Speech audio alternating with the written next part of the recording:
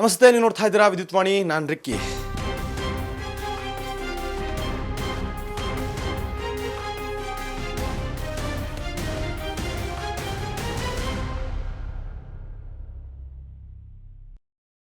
Yes sir, ನಾನೊಂದು 2 ಸಂಚಿಕೆಗಳಲ್ಲಿ ಹೇಳಿದ್ದೆ, ವಿಚಾರಗಳಲ್ಲಿ ಹೇಳಿದ್ದೆ. ಪೆರಿಪೆರಲ್ ರೋಡ್ ಅನ್ನೋ ವಿಚಾರಕ್ಕೆ ಸಾಕಷ್ಟು ಹೈಡ್ರಾಮ್ ಆಗಿದೆ. ಮೊದಲಿಗೆ ಅಧಿಕಾರಿಗಳು ಏನು ಮಾಡ್ತಾರೆ, ಅಲ್ಲಿ ನಮ್ಮ ಕೆಲಸಕ್ಕೆ ತೊಂದರೆ ಕೊಡ್ತಿದ್ದಾರೆ ಅಲ್ಲಿನ ಜನರು ಅನ್ನುವ ಕಾರಣಕ್ಕೆ ಅವ್ರ ಮೇಲೆ ಕಂಪ್ಲೇಂಟನ್ನು ಮಾಡ್ತಾರೆ ಅಂತ.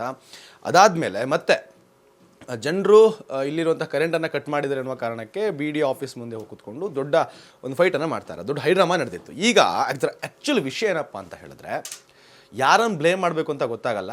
ಬಟ್ ಆದರೂ ಕೂಡ ಸುಮಾರು 40,000 ಕುಟುಂಬಗಳ 40,000 ಮನೆಗಳ ಮಾರಣ ಹೋಮ ನಡೆಯುವಂಥ ಕೆಲಸ ಸರ್ಕಾರದಿಂದ ನಡೀತಾ ಇದೆ. ಹೇಗೆ ಅಂದರೆ, ಅಭಿವೃದ್ಧಿ ಅನ್ನುವ ವಿಚಾರ ತುಂಬ ಇಂಪಾರ್ಟೆಂಟ್. ಇವತ್ತಿಗೆ ನಮಗೆ ಅಭಿವೃದ್ಧಿ ಅನ್ನುವಂಥದ್ದು ತುಂಬ ಇಂಪಾರ್ಟೆಂಟು. ಎಲ್ಲ ವಿಭಾಗದಲ್ಲೂ, ಎಲ್ಲ ಕ್ಷೇತ್ರದಲ್ಲೂ ನಮ್ಮ ರಾಜ್ಯ ಆಗಲಿ, ದೇಶ ಆಗಲಿ ತುಂಬ ಅಭಿವೃದ್ಧಿ ಆಗಲೇಬೇಕು, ಆಗ್ತಾ ಇದೆ. ಆದರೆ ಅಭಿವೃದ್ಧಿ ಅನ್ನೋ ವಿಚಾರಕ್ಕೆ, ಅಭಿವೃದ್ಧಿ ಅನ್ನುವ ವ್ಯವಸ್ಥೆಗೆ ಒಂದಷ್ಟು ಬಡ ಜನರ ಪ್ರಾಣವನ್ನು ಹೀರುವಂಥ ಕೆಲಸ ಆಗ್ತಾ ಇದೆ. ಹೇಳ್ತಾ ಹೋಗ್ತೀನಿ. ಹೊಸದಾಗಿ ಪೆರಿಪೆರಲ್ ರಿಂಗ್ ರೋಡ್ 2 PPR2 ಅನ್ನುವಂತಹ ಒಂದು ಯೋಜನೆಯನ್ನು ನಡೀತಾ ಇದೆ. ಸೊ ಈ ಒಂದು ಹಾದಿಯಲ್ಲಿ, ಆ ರಿಂಗ್ ರೋಡ್ ನಡೆಯುವಂತಹ ಹಾದಿಯಲ್ಲಿ ಸುಮಾರು 9 ಗ್ರಾಮ 15 ಲೇಔಟು 40,000 ಮನೆಗಳಿದೆ. 9 ಗ್ರಾಮ 150 ಲೇಔಟು 40,000 ಮನೆಗಳಿದೆ. ಸೊ ಈ ಮನೆಗಳ ಮಾರಣ ಹೋಮ ಮಾಡಿ ರಸ್ತೆಯನ್ನು ತಗೊಂಡು ಹೋಗುವಂತಹ ಸಂದರ್ಭ ಇವಾಗ ಸರ್ಕಾರಕ್ಕಿದೆ. ಈಗ ಇದರ ಇತಿಹಾಸವನ್ನು ತೆಗೆದು ನೋಡ್ತಾ ಹೋದರೆ, 2015ರಲ್ಲಿ ಒಂದು ನೋಟಿಸನ್ನು ಕೊಟ್ಟಿದ್ದಾರೆ. ಏನಂತ ಹೇಳಿದ್ರೆ, ಇಲ್ಲಿ ಒಂದು ಹೊಸದಾಗಿ ಒಂದು ಯೋಜನೆ ಆಗ್ತಾ ಇದೆ, PPR2 ಅಂದರೆ ಪೆರಿಪೆರಲ್ ರಿಂಗ್ ರೋಡ್ 2 ಅನ್ನುವಂಥ ಒಂದು ಯೋಜನೆ ನಡೀತಾ ಇದೆ, ಇಲ್ಲಿ ಆಗುತ್ತೆ ಅನ್ನುವಂಥ ಒಂದು ನೋಟಿಸನ್ನು ಕೊಡ್ತಾರೆ, ಅಧಿಸೂಚನೆಯನ್ನು ಕೊಡ್ತಾರೆ. ಅದಾದ ನಂತರ ಅಂದರೆ ಇವತ್ತಿಗೆ 20 ವರ್ಷಗಳ ನಂತರ ಅಲ್ಲಿ ಇವಾಗ ಕೆಲಸವನ್ನು ಪ್ರಾರಂಭ ಮಾಡ್ತೀವಿ, ನಿಮ್ಮ ಮನೆಗಳನ್ನು ಬಿಟ್ಕೊಡಿ, ಇಲ್ಲಾಂದರೆ ಒಡೆದು ಹಾಕ್ತೀವಿ ಅನ್ನುವಂತಹ ಮಾತನ್ನು ಹೇಳ್ತಾರೆ. ನೀವು ಹೇಳ್ಬೋದು ಇವಾಗ, ಅಲ್ಲ ಅದನ್ನ ಅಷ್ಟು ಆಗಲೇ ಕೊಟ್ಟಿದ್ರಲ್ವ, ಆವಾಗಲೇ ಖಾಲಿ ಮಾಡಬೇಕಲ್ಲ, 20 ವರ್ಷ ಟೈಮ್ ಕೊಟ್ಟಿತ್ತು ಸರ್ಕಾರ, ಮೈತ್ರಿ ಸರ್ಕಾರದಲ್ಲಿ ನಡೆದಂಥದ್ದು. 20 ವರ್ಷ ಟೈಮ್ ಕೊಟ್ಟಿದ್ದು, ಅವಾಗಲೇ ಚೇಂಜ್ ಮಾಡ್ಕೋಬೇಕಲ್ವಾ ಅಂತ ಹೇಳ್ಬೋದು. ಆದರೆ 20 ವರ್ಷದ ಅವಧಿಯಲ್ಲಿ ಕರೆಂಟ್ ಕೊಟ್ಟಿದ್ದಾರೆ, ವಾಟರ್ ಕೊಟ್ಟಿದ್ದಾರೆ, ರಸ್ತೆಗಳಾಗಿದೆ, ಕಂದಾಯ ತಗೊಂಡಿದ್ದಾರೆ, ಟ್ಯಾಕ್ಸ್ ಕಟ್ಟಿಸ್ಕೊಂಡಿದ್ದಾರೆ. ಎಲ್ಲ ವಿಭಾಗದಲ್ಲೂ ಸರ್ಕಾರದಿಂದ ಏನೇನು ಸವಲತ್ತು ಸಿಗಬೇಕೋ ಎಲ್ಲವೂ ಆಗಿದೆ. ಕಣ್ಮುಚ್ಕೊಂಡಿದ್ರಾ? ಅಂದರೆ ನಾನು ಕೇಳ್ತಿರೋದು, ನಿದ್ದೆ ಮಾಡ್ತಾ ಇತ್ತಾ? ಆ ಕ್ಷಣಕ್ಕೆ 20 ವರ್ಷ ಮರ್ತು ಬಿಟ್ಟಿದ್ರಾ ಇಲ್ಲೊಂದು ಯೋಜನೆ ಆಗುತ್ತೆ ಅಂತ? ಇವಾಗ ಸಾಲ ಮಾಡಿ, ಸೂಲ ಮಾಡಿ, ಸಂಘ ಕಟ್ಟಿ, ಚೀಟಿ ಕಟ್ಟಿ, ಗಂಡನಿಗೆ ಗೊತ್ತಿಲ್ಲದೆ ಎತ್ತಿಟ್ಟು ಏನೋ ಒಂದು ಮಾಡಿ ಹರಸಾಹಸಪಟ್ಟು ಒಂದಷ್ಟು ದುಡ್ಡನ್ನ ಕೂಡ ಹಾಕಿ, ಒಂದಷ್ಟು ಮನೆ ಬೇಕು, ನಮಗೊಂದು ಸೂರು ಬೇಕು, ಒಂದು ನಮ್ಮದೇ ಒಂದು ಗೂಡು ಬೇಕು ಅಂತ ಕನಸುಗಳನ್ನ ಕಟ್ಕೊಂಡು ಸಿಟಿಯಿಂದ ಎಷ್ಟೋ ಆಚೆಗೆ ಬೆಂಗಳೂರು ಉತ್ತರ ದಾಸರಹಳ್ಳಿ ಸಮೀಪದಲ್ಲಿ ಒಂದು ಚಿಕ್ಕ ಮನೆ, ಅವ್ರೇನು ಶ್ರೀಮಂತಾಗಿ ಡಾಲರ್ಸ್ ಕಾಲೋನಿ, MG ರೋಡ್ ಹಿಂಗೆ ಬಂದ್ಬಿಡೋರು, ಅಷ್ಟು ದೂರದಲ್ಲಿ ಹೋಗಿ ನಮ್ಮದೊಂದು ಮನೆ ಇರಲಿ ಅಂತ ತಗೊಂಡಿದ್ದಾರೆ. ಸೊ ಈಗ ಆ ಮನೆಗಳನ್ನು ಧ್ವಂಸ ಮಾಡ್ತೀವಿ, ಇಲ್ಲೊಂದು ಯೋಜನೆ ಆಗುತ್ತೆ, ಇದು ನಿಮ್ಮ ಉದ್ಧಾರಕ್ಕೆ, ಇಲ್ಲಿ ಅಭಿವೃದ್ಧಿ ಆಗುತ್ತೆ ಅಂತ ಹೇಳಿ ಬಿಟ್ಕೊಡಿ ಅಂತ ಕೇಳ್ತಾ ಇದ್ದಾರೆ. ಅಗೇನ್ ಮತ್ತೆ ಪ್ರಶ್ನೆ, ಪರಿಹಾರ ಕೊಡ್ತಾರಲ್ವ ಅಂತ. 2013ರಲ್ಲಿ ಒಂದು ಭೂಸ್ವಾಧೀನ ಕಾಯ್ದೆ ಅನ್ನೋದು ಹೊಸದಾಗಿ ಬಂದಿದೆ. ಆದರೆ ಇವರು ಹಳೆಯ ಏನು ಕಾಯ್ದೆ ಇತ್ತಲ್ವ, ಅದರ ಅಡಿಯಲ್ಲಿ ಪರಿಹಾರ ಕೊಡ್ತಾರೆ. ಅಂದರೆ ಪರಿಹಾರ ಒಂದಿಷ್ಟು ಕೊಡ್ಬೋದು, ಅಲ್ಲಿನ ನೆಲಕ್ಕೆ, ಅಲ್ಲಿನ ಜಲಕ್ಕೆ, ಅಲ್ಲಿನ ವಾತಾವರಣ ಹೋಗ್ಬಿಟ್ಟಿದ್ದಾರೆ, ಕನಸುಗಳನ್ನ ಕಟ್ಕೊಂಡು ಮನೆಗಳನ್ನ ಕಟ್ಕೊಂಡಿದ್ದಾರೆ. ಹೆಂಗಾಗತ್ತೆ? ಪರಿಹಾರ ಕೊಟ್ಟರು ಅವ್ರಿಗೆ ನೀವು ಕೊಡುವಂತಹ ಪರಿಹಾರ ಹಣದಲ್ಲಿ ಇವತ್ತಿಗೆ ಅವರು ಹೊರಗಡೆ ಹೋಗಿ ಬೆಂಗಳೂರಿನಲ್ಲಿ ಒಂದು ಸೈಟ್ ತಗೊಂಡು ಮನೆ ಕಟ್ಕೊಂಡು ಬದುಕೋಕೆ ಆಗತ್ತಾ? ಎಲ್ಲದ ರೇಟು ಹಿಂಗೆ ಏರಿಸ್ಬಿಟ್ಟಿದ್ದೀರಾ, ಎಲ್ಲನೂ ಮಾಡ್ಕೊಂಡಿದ್ದೀರಾ. ಸೊ ನೀವು ಕೊಡೋ ಪರಿಹಾರದಲ್ಲಿ ಅವರು ಮನೆ ಕಟ್ಟಕ್ಕೆ ಆಗತ್ತಾ?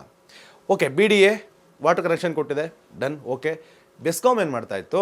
ಹೇಳ್ಬೋದಿತ್ತಲ್ಲ, ಇಲ್ಲೊಂದು ಯಾವುದೋ ಒಂದು ಯೋಜನೆ ಇದೆ, ಯಾವ ಕರೆಂಟನ್ನು ಕೊಡಲ್ಲ, ಕಟ್ ಮಾಡ್ತೀನಿ, ಕರೆಂಟ್ ಯಾವುದನ್ನು ಕನೆಕ್ಷನ್ಸ್ ಕೊಡಲ್ಲ ಅಂತ ಹೇಳ್ಬೋದಿತ್ತಲ್ಲ. ಕರೆಂಟ್ ಕೊಟ್ಟು ಬಿಲ್ ಕಟ್ಟಿಸ್ಕೊಂಡು ಎಲ್ಲ ಆದಮೇಲೆ ಹಿಂಗೆ ಬಂದುಬಿಟ್ಟು ಹೊಡೆದಾಕ್ತೀವಂದರೆ ಎಲ್ಲಿ ಹೋಗ್ಬೇಕು ಸ್ವಾಮಿ ಅವರು? ಬೆಸ್ಕಾಮ್ ಅವ್ರು ಮಲಗಿದ್ರಾ? ಅಂದರೆ ನಿದ್ದೆ ಮಾಡ್ತಾಯಿದ್ರಾ? ಅಂದರೆ ಅವತ್ತಿಗೆ ಯಾವುದು ಅರಿವು, ಪರಿಜ್ಞಾನ, ಜ್ಞಾನ, ಮುಂದಾಲೋಚನೆ, ವಾಸ್ತವತೆ ಯಾವುದು ಅರ್ಥ ಆಗಿರಲಿಲ್ವಾ? ಇವತ್ತು ಹಂಗಾಗ್ತಿದ್ಯಾ? ಯಾಕಂತ ಹೇಳಿದ್ರೆ, ಯಾವಾಗ ಆ ದೊಡ್ಡ BDA ಮತ್ತು ಕೆಂಗೇರಿ ನಡುವೆ ಒಂದಷ್ಟು ಜನರ ನಡುವೆ ಏನು ಫೈಟ್ ಆಗಿ ಶುರುವಾಯ್ತಲ್ವಾ, ಸೊ ಆವಾಗ ಬೆಸ್ಕಾಮ್ ಒಂದು ತಟಸ್ಥ ರೂಪವನ್ನು ತೆಗೆದುಕೊಂಡ್ಬಿಡ್ತು, ಕಾದು ನೋಡುವಂತಹ ಪ್ರಕ್ರಿಯೆಗೆ ಮುಂದಾಗ್ಬಿಡ್ತು. ಅಂದರೆ ಏನಾಗುತ್ತೆ, ಆಮೇಲೆ ರಿಪ್ಲೈ ಕೊಟ್ಬಿಡೋಣ ಅಂತ ಬಂದ್ಬಿಡ್ತು. ಕೊಡಿ ಇವಾಗ ಉತ್ತರನಾ. ಯಾಕೆ ಕರೆಂಟ್ ಕೊಟ್ರಿ ಅಂತ ಇವಾಗ ಕೊಡಿ ಉತ್ತರನಾ. ಯಾಕಲ್ಲಿ ಲೈನ್ ಎಳ್ಕೊಟ್ರಿ ಅಂತ ಇವಾಗ ಕೊಡಿ ಉತ್ತರನಾ. 20 ವರ್ಷದ ಹಿಂದೆ ಇದ್ದಂಥ ಕಂಬ, ಇವತ್ತಿರುವಂಥ ಕಂಬಗಳು ಅವತ್ತು ಯಾವತ್ತು ಇತ್ತಿಲ್ಲಲ್ಲ, ಯಾಕೆ ಹಾಕಿದ್ರಿ ಕಂಬನ? ಇಲ್ಲ ಅಲ್ಲಿ ಯೋಜನೆ ಬರುತ್ತೆ ಅಂತ ಬಿಡಬೇಕಿತ್ತು. ಅಂದರೆ ಸರ್ಕಾರಕ್ಕೂ ನಿಮಗೂ ಒಂದು ಅಂಡರ್ಸ್ಟ್ಯಾಂಡಿಂಗ್ ಇಲ್ವಾ, ಮಾತುಕತೆ ಇಲ್ವಾ? ಯಾವುದೋ ಒಂದು ಬಿಲ್ ಕಟ್ಟಬೇಕು ಅಂತ ಹೇಳಿದ್ರೆ ನಾರ್ಮಲ್ ಹೊಡೆದಾಗ್ತಾರೆ, ಆದರೆ ಸರ್ಕಾರದ ಬೇಕು ಅಂತ ಹೇಳಿದಾಗ ಅದು ಒಡಂಬಡಿಕೆ ಇರುತ್ತಲ್ವ, ಹಂಗೆ ಮಾತುಕತೆ ಆಗಿರಲ್ವಾ? ಜನರು, ಜನಸಾಮಾನ್ಯರು, ಬಡವರು ಅಂತ ಬಂದಾಗ್ಲೇ ನಿಮಗೆ ಕೆಲಸ ಕಾರ್ಯ ಅದೊಂದು ಚೌಕಟ್ಟು ಅಂತ ಬರುತ್ತೆ. ಅದೇ ಶ್ರೀಮಂತರು, ಈಗ ಎಕ್ಸಾಂಪಲ್ ಯಾವುದೋ ಒಂದು ಮನೆನೋ ಅಥವಾ ಯಾರೋ ಒಬ್ರು ಇತ್ತು ಅಂತ ಹೇಳಿದ್ರೆ ಅವ್ರ ಮನೆ ಹೊಡೆದಾಕ್ಬಿಡ್ತೀರಾ? ರಾಜಕೀಯ ವ್ಯಕ್ತಿ, ಪ್ರಭಾವಿ ವ್ಯಕ್ತಿ ಹೊಡೆದಾಕ್ಬಿಡ್ತೀರಾ? ಇದೇ ವಿಚಾರವನ್ನು ನಾನು ಮಾತಾಡ್ತಾ ಇರಬೇಕಾದ್ರೆ ಯಾರು ಹೇಳ್ತಾ ಇದ್ರು, ಯಾವುದೋ ಒಂದು ಫ್ಲೈಓವರ್ ಬರುತ್ತೆ ಅಂತ ಹೇಳಿದಕ್ಕೆ ಫ್ಲೈಓವರ್ ಹಿಂಗೆ ತಿರುಗಿಸ್ಬಿಟ್ರಂತೆ, ಎಲ್ಲೋ ಆಗಿದ್ದದು ಅಲ್ವಾ? ಬಡವರು ಅಂತ ಬಂದಾಗ ಹಿಂಗಾಗತ್ತೆ. ಬಿಡಿ ಅವಾಂತರಣ ಹೌದು, ಎಲ್ಲವೂ ಸೇರಿಕೊಳ್ಳುತ್ತೆ, BWSSBನೂ ಸೇರಿಕೊಳ್ಳುತ್ತೆ, ಬೆಸ್ಕಾಮೂ ಸೇರುತ್ತೆ. ಎಲ್ಲರ ತಪ್ಪಿಂದ ಈಗ ಆ 40,000 ಕುಟುಂಬಗಳು ಎಲ್ಲಿ ಹೋಗಬೇಕು ಅನ್ನೋದು ಕೂಡ ಇವತ್ತು ಗೊತ್ತಿಲ್ಲ. ಅಭಿವೃದ್ಧಿ ಅನ್ನೋದು ತುಂಬ ಇಂಪಾರ್ಟೆಂಟು, ಆದರೆ ಮಗುನೂ ಗಿಂಟಿ ತೊಟ್ಲೂ ತುಗೋ ಕೆಲಸ ಇದೆಯಲ್ಲ, ಸರ್ಕಾರ ಮಾಡಬಾರ್ದು. ಆ್ಯಕ್ಚುಲಿ ಒಂದು ಕಡೆ ನಿಂತ್ಕೊಬಿಡ್ಬೇಕು. ಅವತ್ತೇ ಏನಾದ್ರೂ ಇಲ್ಲ, ಇಲ್ಲಿ ಯಾವುದೋ ಒಂದು ಯೋಜನೆ ಬರುತ್ತೆ, ಇಲ್ಲಿ ಯಾವುದಕ್ಕೂ ಆ ಸ್ವಯಾರ್ಜಿತ ಆಸ್ತಿಗಳನ್ನ ಯಾರು ಕೊಟ್ಟಿರ್ತಾರೆ ಕಂದೇ ಆಗಬಾರ್ದಾಗಿತ್ತು, ಅಥವಾ BDA ಕನೆಕ್ಷನ್ಸ್ ಕೊಡಬಾರ್ದಾಗಿತ್ತು. ಏನು ಮತ್ತು ಲೇಔಟಿಗೆ ಪರ್ಮಿಷನ್ ಕೊಟ್ಟಿದೆ, ಎಲ್ಲವನ್ನೂ ಆಗ್ಬಿಟ್ಟಿದೆ. ಇವಾಗ ಜನ ಹೆಂಗೆ ಡಿಫೈನ್ ಮಾಡ್ತಾರೆ? ಬದುಕು ತುಂಬ ಕಷ್ಟ ಅಲ್ವ ಇವತ್ತಿಗೆ. ನೋಡೋಣ ಏನಾಗುತ್ತೆ, ಕಾದು ನೋಡೋಣ. ಬಟ್ ಆ್ಯಕ್ಚುಲಾಗಿ ಹೇಳ್ಬೇಕಂತ ಹೇಳಿದ್ರೆ ಅಲ್ಲಿನ ಜನ ಯಾವ ಪರಿಸ್ಥಿತಿಯಲ್ಲಿ ಇದ್ದಾರೆ ಅಂತ ಹೇಳಿದ್ರೆ, ಎಲ್ಲಿ ಹೋಗೋದು, ಮುಂದೆ ಎಲ್ಲಿ ಸ್ವಾಮಿ ಅನ್ನುವಂತಹ ಒಂದು ಯೋಚನೆ ಬಂದುಬಿಟ್ಟಿದ್ದಾರೆ.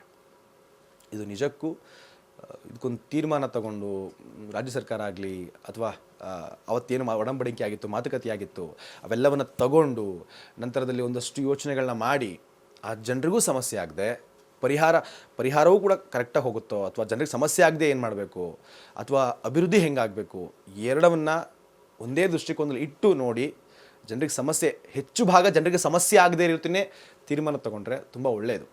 ಇಲ್ಲ ಅಂತ ಹೇಳಿದ್ರೆ ಇದಿಷ್ಟು ಕ್ಷಣದ ಅಪ್ಡೇಟ್ಸ್. ಮತ್ತಷ್ಟು ನೋಡ್ತಾ ಇರಿ ವಿದ್ಯುತ್ ವಾಣಿ. Thank you.